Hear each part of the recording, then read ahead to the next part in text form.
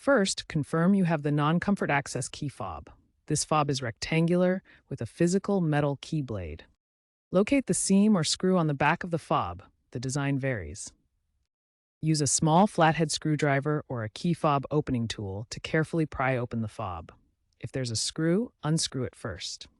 Gently separate the two halves, being cautious not to damage the internal components. A plastic pry tool can prevent scratches. Once open, you'll see the battery compartment and the circuit board.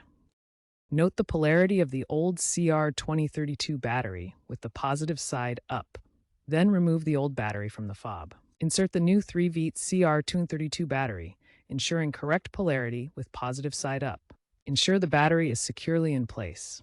Reassemble the key fob, snapping the halves together or tightening the screw if present. Test the fob by pressing buttons within 5 to 10 meters of your BMW X1.